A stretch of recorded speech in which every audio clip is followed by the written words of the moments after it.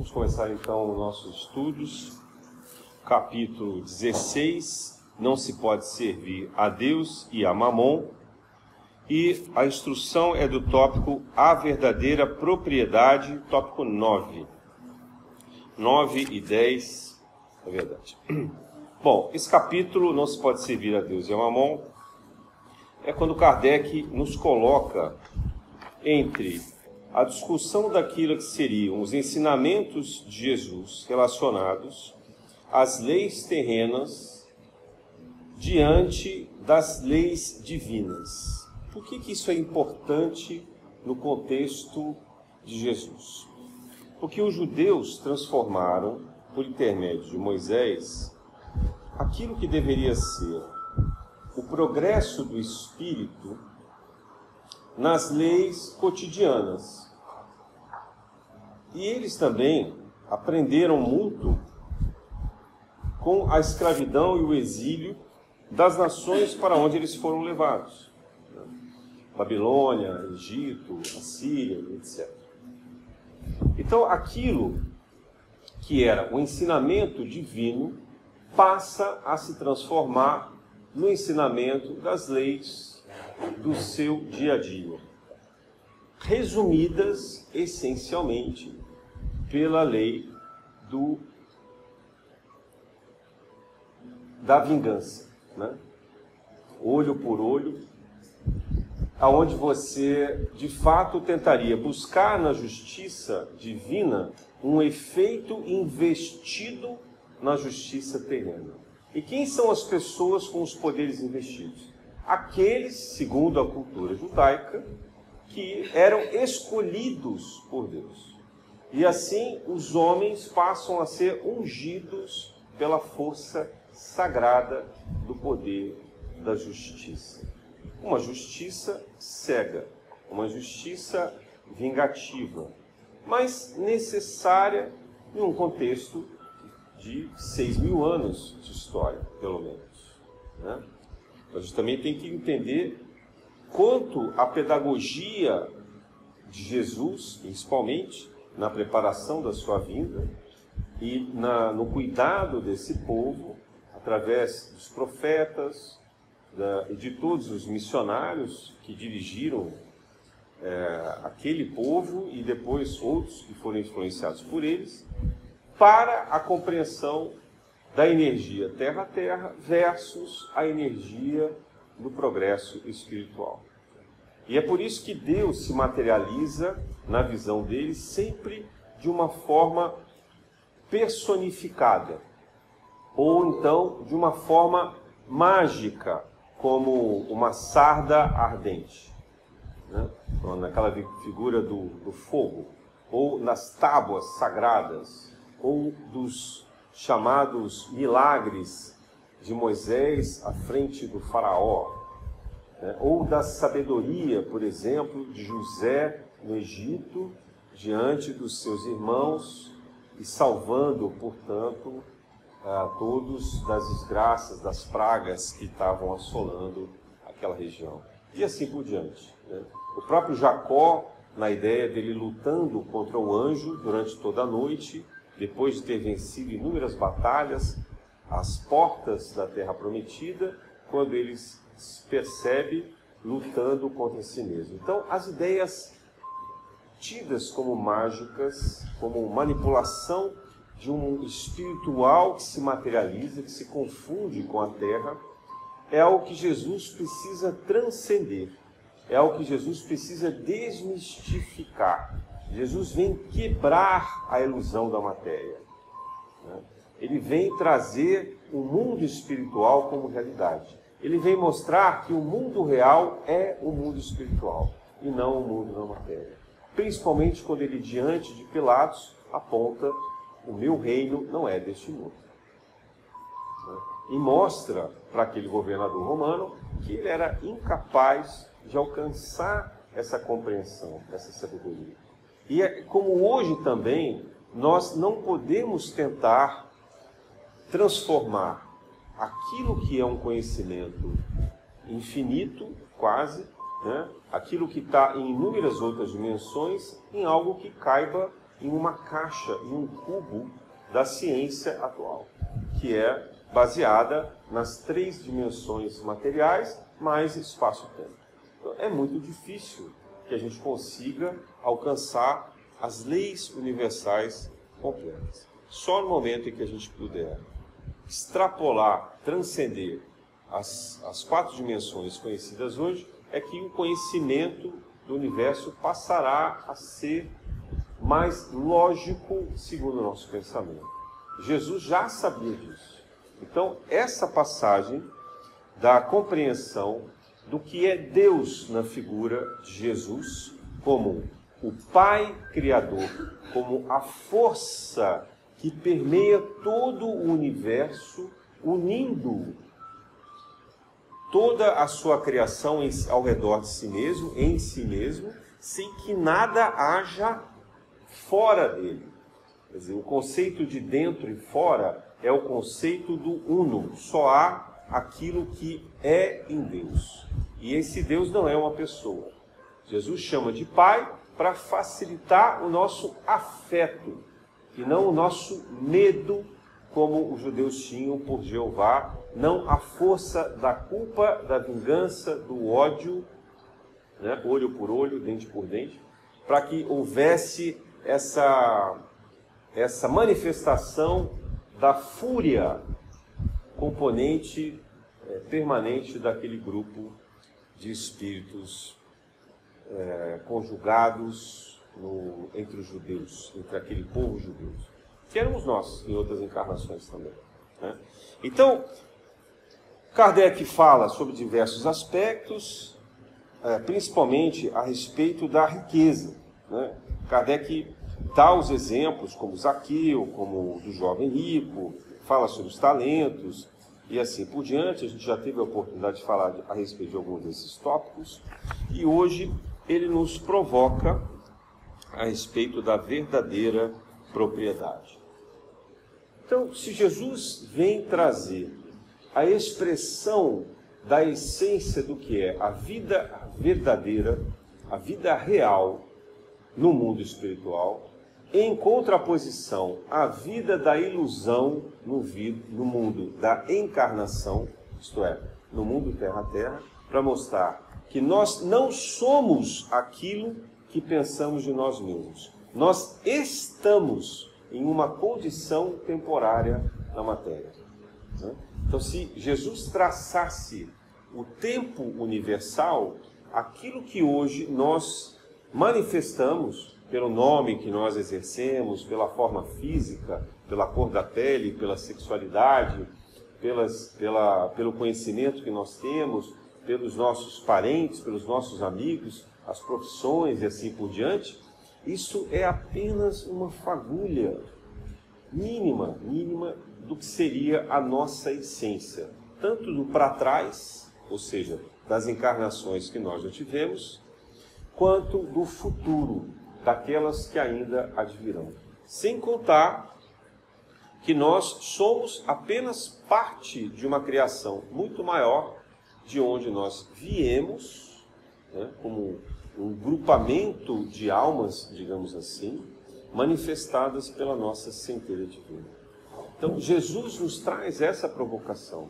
Nós somos muito mais do que nós imaginamos a respeito de nós mesmos. E essa vida que se apresenta agora, tão importante para nós, a qual nós tanto nos apegamos, às coisas que nós sentimos, às coisas que nós sabemos, às coisas que nós pensamos que podemos, a essas escolhas, Jesus diz: isso não é nada. Tudo isso passa. Mas nós precisamos aprender a transcender, porque não se pode servir a Deus e a Mamon. E aqui, nesse tópico em especial, aquilo que mais nos atrapalha na ilusão é o aspecto do que nós pensamos que temos propriedade, né? Daquilo que nós pensamos que nós merecemos, ou que nós conquistamos, ou que nos foi dado por direito, ou que nós compreendemos que devemos exercer. Então, A ideia da propriedade, ela passa tanto pelos bens materiais, como a posse das coisas que nós podemos comprar ou que nós temos certidões que nos habilitam a ser donos daquilo, seja a nossa terra, a nossa casa, o nosso carro, como também das pessoas que nós imaginamos serem nossos herdeiros, parentes consanguíneos, ou empregados dos quais nós mandamos, chefiamos, e também aqueles todos sobre quem nós exercemos alguma influência, quer por um relacionamento afetivo, quer por um relacionamento profissional, quer por um relacionamento de convivência, de vizinhança, admiração e etc. E essa é uma corrente tão grande, tão poderosa, que nós criamos egrégoras ou nos vinculamos a egrégoras nas quais nós identificamos. Por exemplo, os partidos políticos, os candidatos, os governantes, ou os times de futebol, ou as marcas de bens e de roupas e de etiquetas que nós valorizamos. Aquilo tudo que nós identificamos no mundo com alguma coisa que a princípio nos valorize, que nos pareça tornar mais importante ou nos dê um sentimento de pertencer. Jesus traz a clareza e objetividade para dizer: isso tudo não importa. Isso tudo não tem valor na espiritualidade. E na hora que nós desencarnamos, isso tudo fica aqui.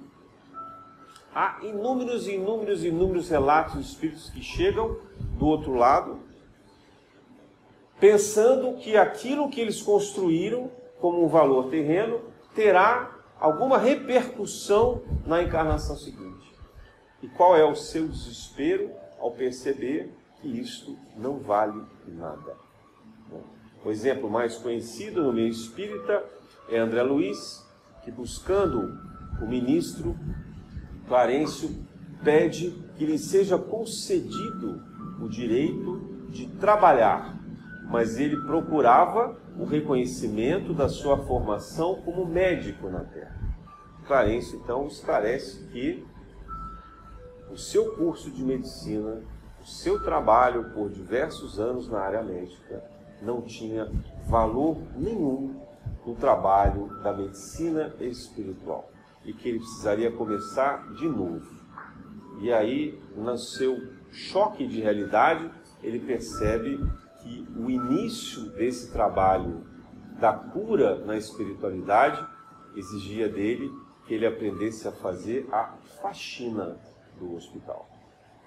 Vejam o choque de conhecimento e de discussão sobre valores que se tem. O livro Voltei, também de um ex-presidente da FEB, nos demonstra exatamente esse aspecto, ele imaginando que por ter sido presidente da FEB, por ter feito caridade durante toda a sua existência, filantropia, ter trabalhado pela disseminação do Espiritismo e do Evangelho, que ele fosse ser recebido com auras, né, de um grande benfeitor.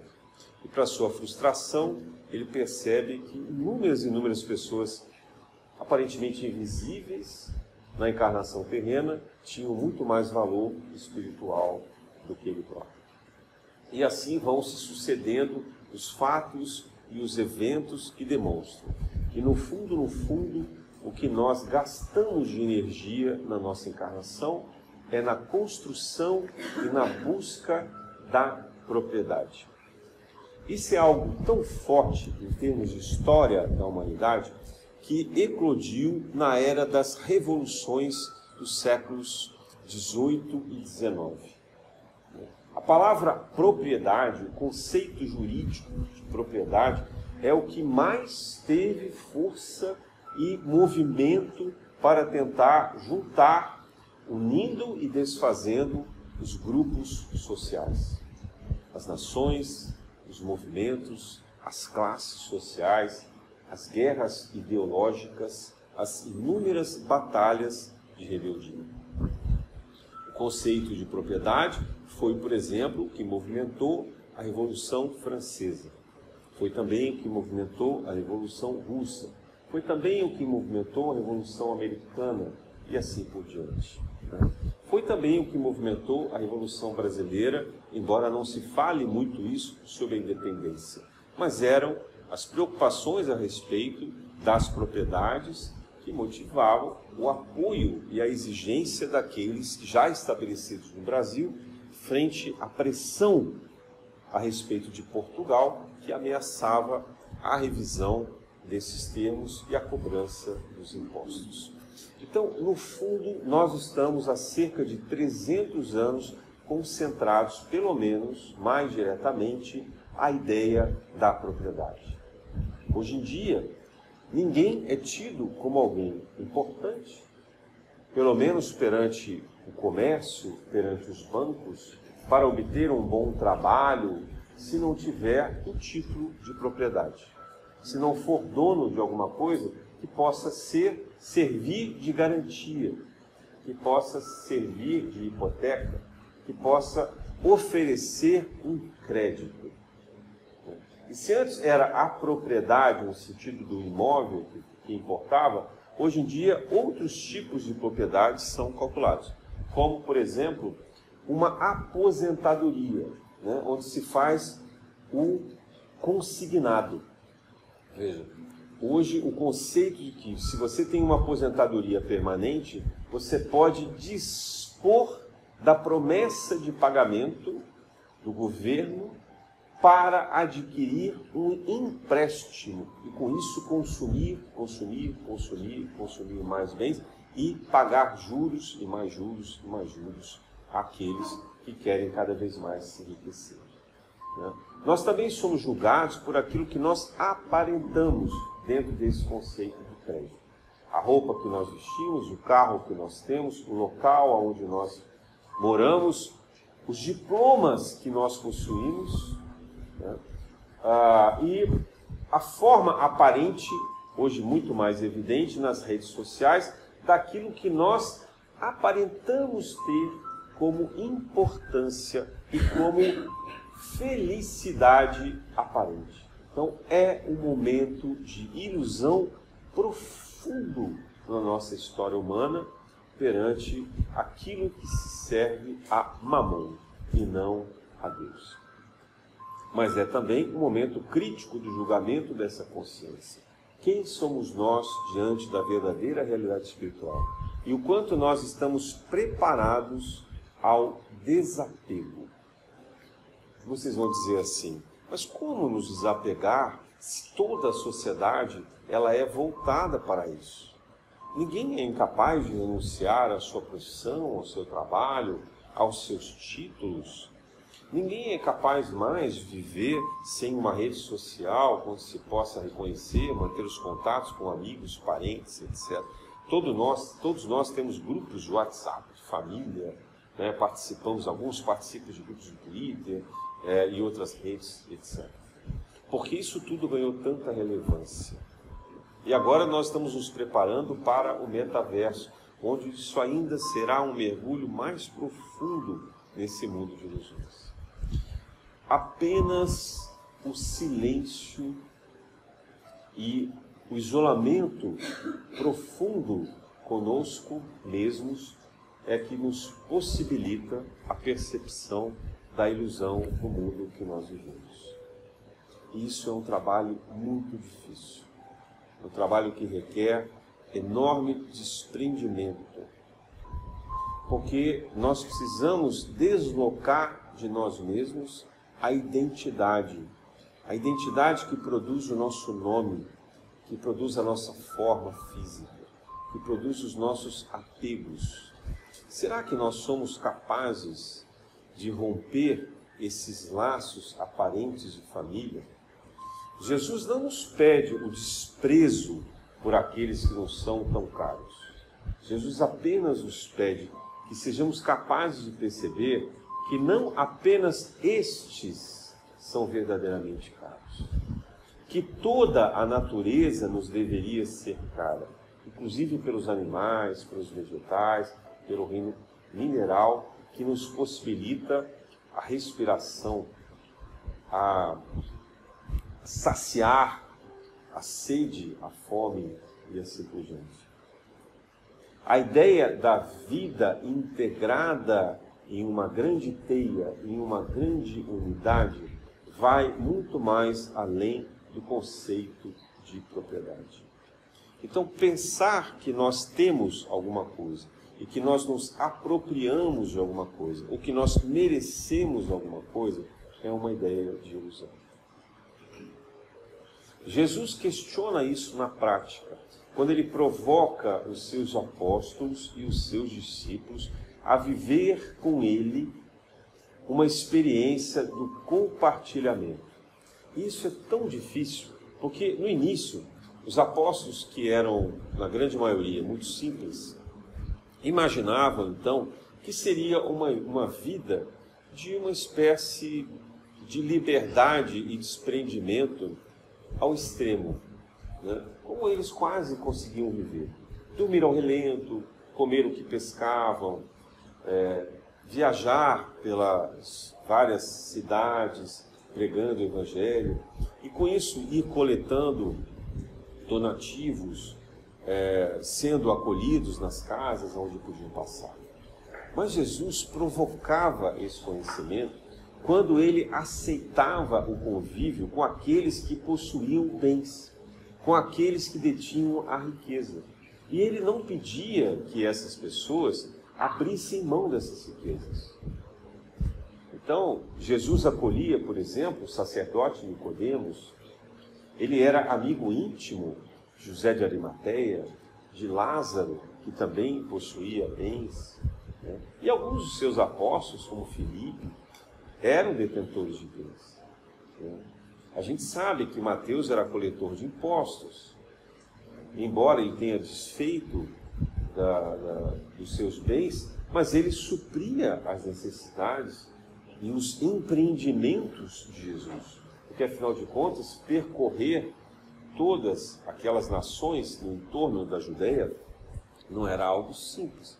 Ainda mais que ele era seguido por inúmeros discípulos, às vezes algumas centenas, em que ele se preocupava em alimentar, em manter o cuidado e o bem-estar. Então, o empreendimento de Jesus, ele era também um empreendimento material, mas não pelo conceito da propriedade. Jesus não precisava se apropriar de nada. Jesus era capaz de produzir qualquer coisa que ele necessitasse, né? Pela simples força do pensamento. Mas ele não fazia isso. Ele fazia com que as energias que cativavam os corações daqueles que o seguiam fossem capazes, que essa energia produzisse em cada um a condição necessária para o desprendimento e a partilha. Partilha é a palavra-chave, que gera a empatia, a compaixão e o desprendimento. Então, por intermédio da partilha, Jesus movimentava a energia. E por isso mesmo ele era capaz de dizer: essa moeda tem a face de César, dá a César o que é de César. Se o templo exige o dízimo, dê o dízimo. Jesus ia ao templo e jamais ele se opôs que alguém pagasse ali os donativos. Ele criticava a hipocrisia desses donativos, principalmente aqueles que eram feitos para a admiração dos demais. Mas ele não impediu, por exemplo, que a viúva doasse aquele pouco, aquele mínimo que ela possuía. Porque ele entendia que esse gesto era para ela importante e tinha um significado. Então Jesus não se opõe à matéria. Veja, Jesus não se opõe a Mamon. Jesus não desfaz a propriedade terrena. Jesus não desfaz Roma. Jesus não desfaz o Sinédrio.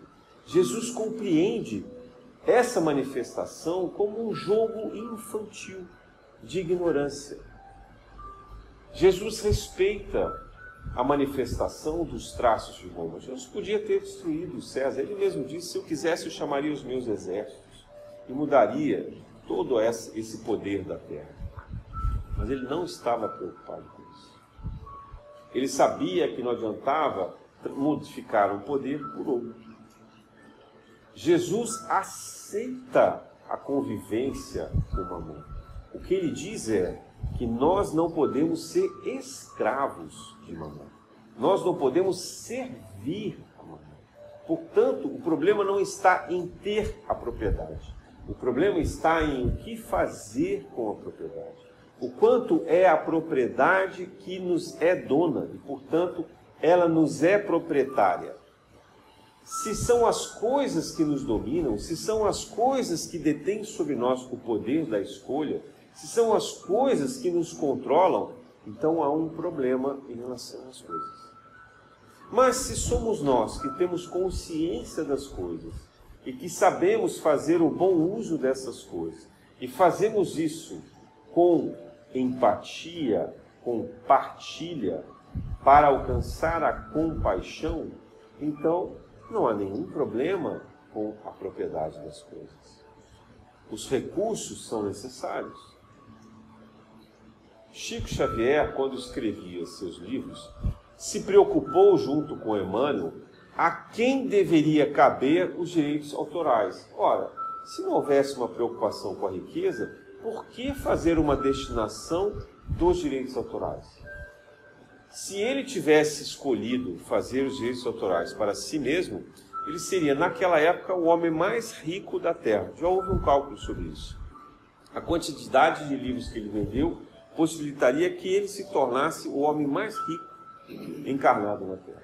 Mas ele não queria lidar com isso, nem era necessário. Ele abriu mão, mas não abriu mão ao ponto de se desinteressar pelo destino do dinheiro. Ele encaminhou o dinheiro e distribuiu essa riqueza.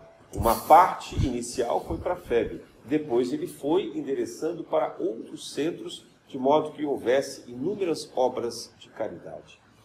Chico, então, criou uma rede de caridade, uma rede de conhecimento, de estudo, de aprimoramento, mesmo sabendo que parte disso poderia ser desviado, poderia ser mal aplicado, e etc. Por quê? Porque nós somos humanos, portanto falíveis.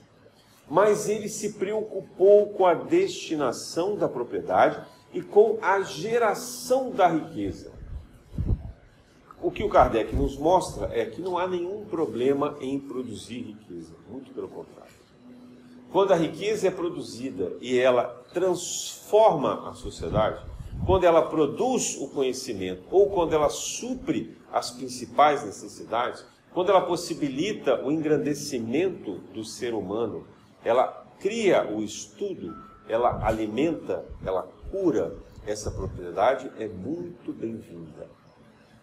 Então não há nenhum problema nem com o dinheiro, nem com a riqueza e nem com a propriedade, mas com o destino e a forma como nós nos submetemos a essa propriedade.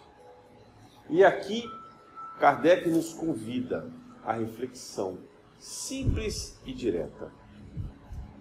Aquilo que nós escolhemos a respeito do dinheiro e dos bens, o quanto isso influencia a nossa existência. E aquilo que nós consideramos como donos em relação a pessoas, será que de fato nós somos donos de alguém? Nós somos por acaso donos de nós mesmos? Será que no fundo, quando nós fazemos escolhas, somos nós conscientes e livres a escolher alguma coisa? Ou estamos constantemente sendo influenciados por outras pessoas que esperam que nós façamos essas escolhas para interesse deles próprios?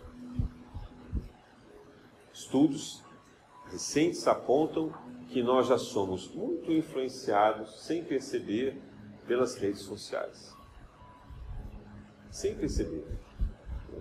E quando alguém desperta em nós a percepção da necessidade, seja da fome, seja daquilo que nos chama a atenção para adquirir alguma coisa, para comprar, para consumir, é porque nós já fomos muito e muito influenciados antes por projeções indutivas que alimentam em nós a ideia de que nós precisamos daquilo, que nós não vamos ser capazes de ser felizes se nós não adquirirmos isso. E mais, não vamos ser capazes de ser felizes se nós não estivermos ao lado de determinadas pessoas, ou em determinadas posições sociais, ou em determinados grupos ou circunstâncias.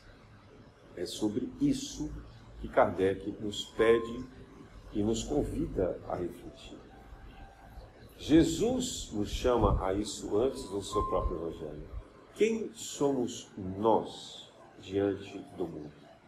Jesus responde dizendo: vós sois deuses. Ora, se nós somos deuses, os deuses necessitam de alguma coisa material? Se nós acreditássemos verdadeiramente que nós somos deuses, sequer do alimento nós precisaríamos.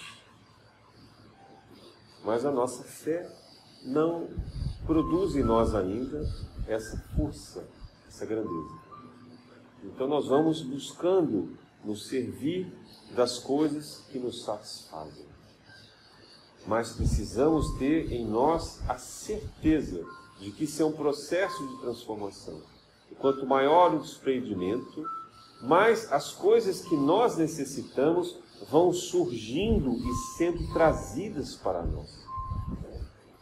Aqueles que se alimentam da caridade, que plantam a caridade, daqueles que doam os sentimentos verdadeiros que têm dentro de si, só poderão colher a própria caridade. É isso que Jesus quer dizer. Ora, se nós nos saciamos com a doação do bem aos demais, o que retorna para nós do universo é a própria abundância. E essa abundância encontrará um meio de chegar até nós. Mas a gente precisa ter coragem de viver essa abundância. Jesus não nos pede que a gente viva na miséria e na pobreza. Não há nada a respeito de se viver na pobreza no Evangelho. E Jesus poderia ter pregado isso porque ele conheceu os essênios. E os essênios viviam na miséria. Os essênios viviam no extremo do desprendimento e do desapego. Também, próximo aos essênios, havia os nazarenos, que tinham um comportamento similar de viver nessa pobreza, com o qual Jesus foi confundido inúmeras vezes, tanto que eles chamavam Jesus de Nazaré numa configuração não apenas de onde ele viveu, porque Jesus é de Belém, lembremos, Jesus não é de Nazaré, Jesus é de Belém. Então eles iam dizer Jesus de Belém, não, diziam Jesus Nazareno, porque a ideia de Jesus Nazareno, o rei dos judeus, confundido por Pilatos, era para mostrar que havia uma seita dos nazarenos. Jesus não pertencia a essa seita. Jesus em nenhum momento pregou a miséria. Jesus em nenhum momento pregou o abandono total dos bens materiais. No entanto, ele alertava: é mais fácil um camelo passar no buraco de uma agulha do que um rico entrar no reino dos céus. O Dr. Júlio tem uma boa história depois para contar, quem tiver curiosidade de saber de onde vem a palavra agulha. Mas o ponto central para nós é: Jesus não condenou os ricos. Ao contrário, Jesus procurava os ricos. Ele ia atrás dos publicanos, ele ia atrás dos sacerdotes, ele ia atrás dos fariseus, ele ia atrás dos romanos, conversou com diversos romanos. Há a história da filha do centurião curada por Jesus à distância, que o centurião tinha tanta fé que Jesus dizia que Jesus nem precisava se dirigir à casa dele, que ele sabia que ela seria curada. Há um desprendimento de diversos romanos em relação a Jesus e aderindo ao seu evangelho, enquanto encarnado e depois desencarnado logo na sua ressurreição. E assim vai sendo manifestada a relação de Jesus com os miseráveis, mas também com os aflitos, ricos e poderosos. Por quê? Para Jesus, no fundo, não há diferença, desde que haja um desprendimento da matéria. Desde que as pessoas saibam lidar com o dinheiro e com a propriedade sem se tornar escravos desses valores. É sobre isso que Jesus nos convida. E é curioso aqui também fazer uma referência daquele momento em que os judeus são resgatados do Egito. Ora, os judeus estavam escravizados ali há muitos e muitos anos. Moisés, quando resgata os judeus, ele encontra um povo enraizado naquela sociedade, que até incomodava os próprios egípcios, porque os judeus eram muito inteligentes, muito sagazes, capazes de organizar a sociedade, principalmente pelo comércio, e de girar no seu entorno uma condição de enriquecimento e sobrevida. Então, o faraó não queria que os judeus fossem embora, não apenas porque eles estavam ali escravizados, mas é porque eles levariam com eles a riqueza que eles produziam. E foi exatamente o que aconteceu, né? Os judeus levaram carroças e carroças de bens e que eles produziram. E se eles não teriam direito à terra, vejam, o que é que Moisés promete para eles? O que é que Moisés mostra para eles? Que eles chegariam aonde?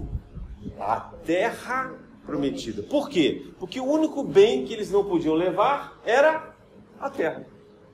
Então, se ele não mostrasse, olha, abram mão dessa terra, porque vocês vão ganhar outra, os judeus não teriam arredado o pé do Egito.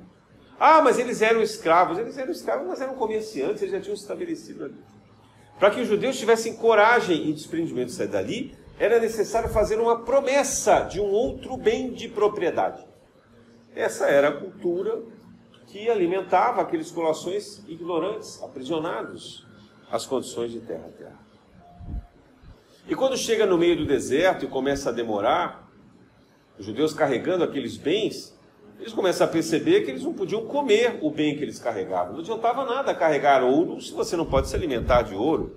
Não adiantava nada ter tendas confortáveis se o calor era infernal no meio do deserto, não havia brisa, não havia um oásis. Eles então se revoltam contra Moisés. Moisés vai se isolar no monte. E eles produzem o quê? Um bezerro de ouro. Ora, se eles fazem um bezerro de ouro, você fazer um bezerro de ouro, você tem que ter muito ouro. Vejam quanta propriedade os judeus carregavam, né? E eles não iam abrir mão de toda a riqueza. Se eles doaram ouro suficiente para fazer um bezerro, é porque eles tinham muito mais em abundância. E Moisés, quando desce a montanha com as tábuas da lei e destrói o bezerro de ouro, com essa frase, que não se pode servir a Deus e a Mamon, o que é que ele provoca naquele povo? Moisés tenta quebrar nos judeus o apego à propriedade. E ele tenta mostrar que a terra prometida não era a propriedade sobre terras, mas sobre o espírito da propriedade. E qual é a destinação imposta por Jeová? É que aquela geração não chegaria à terra prometida.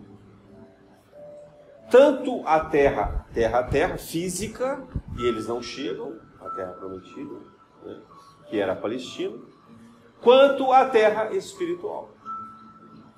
E vão alcançar essa terra apenas com Jacó, gerações e gerações adiante, né? Que Jacó se transforma em Israel, que dá nome hoje ao país, à nação que nós conhecemos, e onde estão estabelecidas as tribos, quer dizer, apenas, se me falha a memória, 2 das tribos originárias, as demais ficaram espalhadas pelo mundo.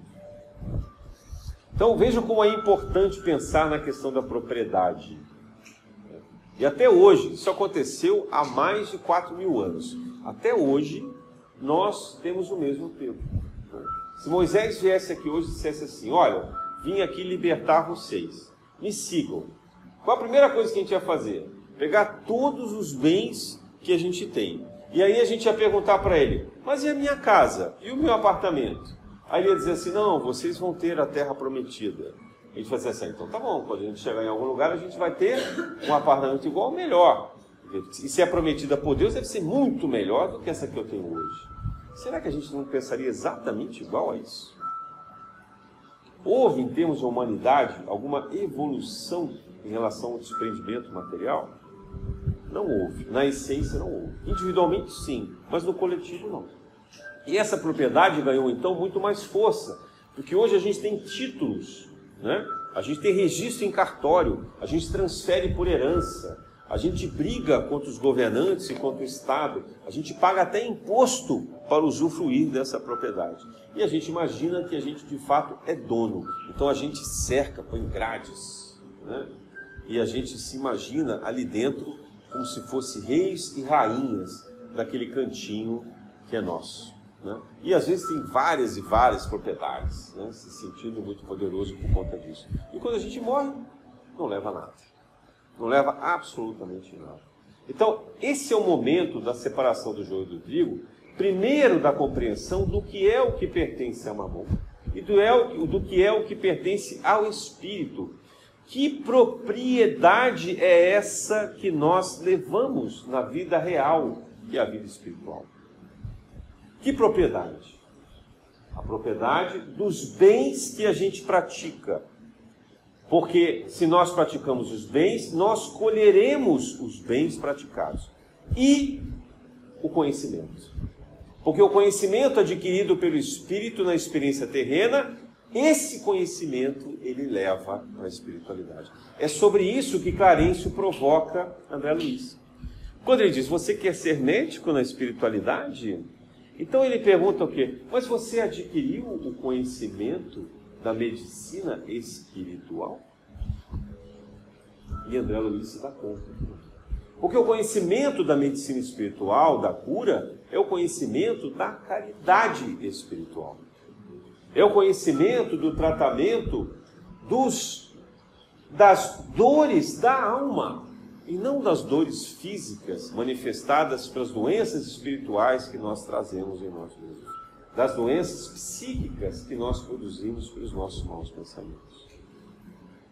Nosso corpo físico é apenas uma esponja que espelha e atrai as energias deletérias dos nossos pensamentos e dos nossos passados. Mas nós temos a chance de preservar essa propriedade, porque todos nós levaremos conosco o conhecimento e a experiência adquirida.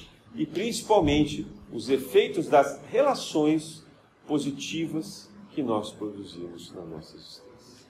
Que sejamos capazes de refletir e pensar a respeito dessa propriedade, e não de impor, por intermédio de uma má interpretação do Evangelho de Jesus, que há algum pecado, algum prejuízo na propriedade produzida na terra. Essa propriedade, ela é apenas instrumento da verdadeira caridade espiritual. E assim deve ser, como benfeitoria, como meio de engrandecimento daquele bem maior que nós podemos produzir. E nisso não há mal nenhum em relação ao que possa ou não ser criado. Com as bênçãos do Pai espiritual, que possamos dar início ao nosso ano, reverenciando esse estudo do amai-vos e instruí-vos, que a revelação espírita nos traz, e que possamos cada vez mais aprender o verdadeiro sentido desse desprendimento. Na paz não, graças a Deus.